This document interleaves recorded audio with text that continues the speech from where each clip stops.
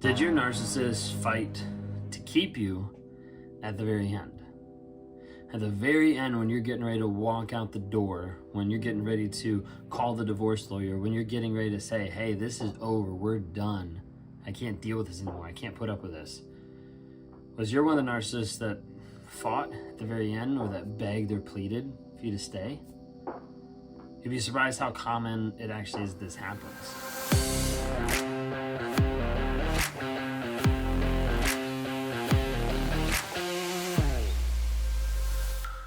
If you guys don't know who I am, my name is Ben Taylor. So I run Raw Motivations. I'm a self-aware narcissist that's on this platform to bring awareness about narcissism and try to work with people to help them find healing, growth, and change. I do that in two different ways, with two different types of people. I do this with narcissistic abuse victims and people that have suffered at the hands of a toxic relationship that typically has lied, gaslit, manipulated, abused emotionally, mentally, physically, sexually, every single thing. And I try to work with these people to, first off, break them out of their trauma bond and help them find healing and growth of clearing out the narcissistic fog that's put on them so they can understand what's truth and what's reality, and they can build their life and their story upon that versus the fantasy and the lies that the narcissist puts on them. And I work with people that are in what I call limbo land, and this is the area where they feel peace because they're not actively being abused in that moment, but the peace isn't always peaceful, because they're detoxing from the dopamine and the chemicals, the oxytocin, everything that's going through their head that they're used to identifying to some version of love when they were with their abuser. And then we work as we transition out of that into clarity mode. And clarity mode is really developing clarity about who you are, your purpose, your vision, your values, your future. And we start down a road of getting your life coached up to be a way that you can be living your fullest potential, so that whenever that narcissist or a toxic person comes in your life, you don't even get sidetracked by them. You're like, I'm so much better than that, and I've done the work that I don't even feel a pull back to that type of mentality or back to that person. Oftentimes in a narcissistic relationship, it might start off great, it devalues, it blows up, there's a lot of stuff that goes on, but what about the very end?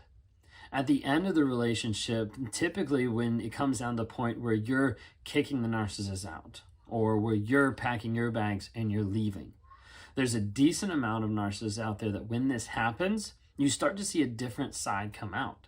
A lot of people are like, when I left, when I got ready to leave, that was the first time I saw my narcissist cry.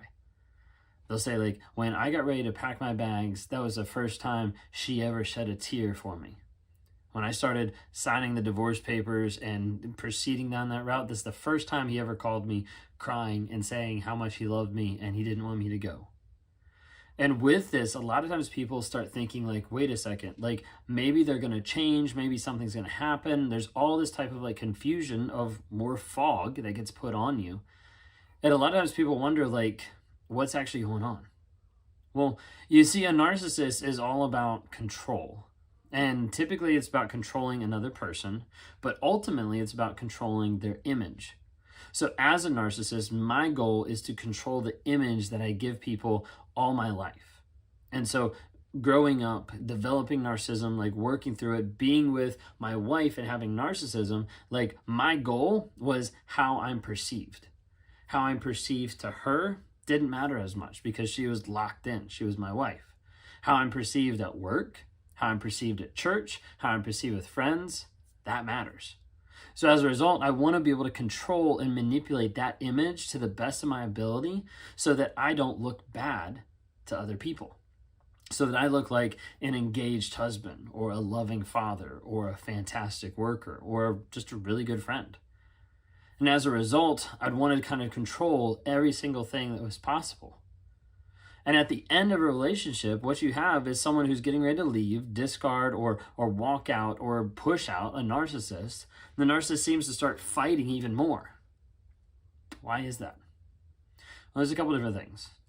One of the main ones is a narcissist will fight at the end to keep you so that you leave and they can say that they've tried. You might be like, how does that make sense? They never tried the entire relationship. Exactly. But after you leave, it'll start to mess with your head, and it prepares a perfect story for them to tell everybody else out there. Now, in saying this, I'm not saying don't leave your narcissist. I'm not saying that at all. And you'll never hear me counsel or coach anybody on that. Like, if you're getting abused, if you're in an abusive relationship with a narcissist and abused on any level, get out for your own safety, leave, okay? If the narcissist isn't showing honest vulnerability and consistent change, then get the hell out of Dodge, okay? But what I am saying is you'll find a narcissist sometimes at the end of a relationship that will cry, will beg, will plead, asking you not to leave for the sole purpose that then they don't have to feel like the bad guy. Because they might have treated you like shit the entire relationship, but at the very end, they say, oh, I'm trying. Like, this is something we just got to work on. We just got to improve our communication. Maybe we should go to that counseling finally that I've been putting off for like 3 years. You know, maybe we should do a book together. We should listen to a podcast. Like, maybe we should talk to somebody about this. Like, whatever it might be, it's probably just a communication issue. And they'll try, or they'll cry, or they'll beg right at the very end. And what it does is when you walk out the door, that'll switch off. It doesn't last. It'll switch off and they'll probably call the next person, the next supply, the next person that they've already groomed to be able to fill your spot in their life. And when that happens, they'll take that and they'll take the story of what just happened and they'll manipulate and twist it to be a story that reflects them in a good light. You know, I just don't know what was going on. Like, I tried to stop her, but she wasn't going to listen to me. Like, I begged for our relationship and she just left. You know, I tried to convince him to stay and I was crying and I was so upset, but he just walked away. I can't believe he would do that to me. You have a lot of narcissists that will take that story and will twist it around so that they can tell others that they're the victim in the situation. They can tell others that they're the ones that tried. When in reality, it's a little too late because they never tried and they never worked on it at all. But at the very end, they want to pull that out to try to convince other people and sometimes to convince you that they're actually being willing to try. This oftentimes will keep people almost like as a small Hoover. It'll like keep people from leaving. They're like, oh wow, like the narcissist actually like is crying. They're actually upset. Like they're actually like hurt that this is going on. Like maybe I should stay and give them another chance. The thing is you have to look at it and you have to think about it of like, hey, you already gave them 6 months. You already gave them a year. You already gave them 5 years. Some of you out there, you already gave them 20 years. What change did you see? Majority of the time, you haven't seen any. And any change that you saw was short-lived. But a narcissist at the very end of the relationship, when they pull out the tears, when they pull out the begging, the sobbing, the crying, the throwing up because they've been crying so much all of a sudden, there's like a panic of how am I going to be perceived by everyone else by this person actually walking out on me? How am I going to look to my family that thinks I'm a godly Christian man in a family? How am I going to look to my work that thinks I'm a woman that has it all put together and I have a perfect marriage? How am I going to look to the church who thinks that I'm a deacon or a Sunday school teacher there? How am I going to look to my friends that doesn't understand why the other person just walked away? Narcissist likes to try at times at the very end of the relationship so they can twist it around and so they can protect their image.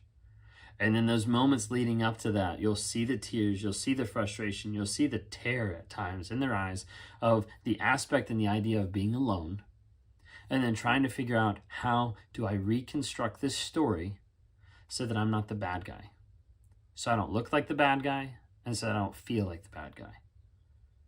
That's what narcissism is about. It's about image control. Controlling the image that other people see, controlling the image that you want them to see. So as a narcissist, I would be very focused on how I look, how I dress, how I appear to other people out there. Am I put together? Do I look a certain way? Do I act a certain way?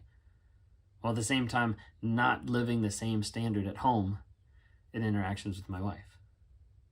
Narcissism is all about control. Maybe you're in a relationship today and you're like, hey, like I start to notice like these things in my life that it's all about control. Like it seems like I'm being controlled. I'm being controlled with my time, my money, my efforts, my emotions, my perception. Like everything just seems like it's not truly me. It's not truly what is going on in my life. Like something's wrong. reach out for help. There's a lot of different creators on these platforms, Narc Talk community, that are here to be able to help guide you and help coach you to that realization, to that clarity. That's what I do on a daily basis. There's many other people do on a daily basis. If you want to talk, click on the link down below to be able to schedule a time just to be able to talk and figure out what's going on. And how can I help you break through the trauma bond, detox through limbo land, and get clarity and purpose and future in your life?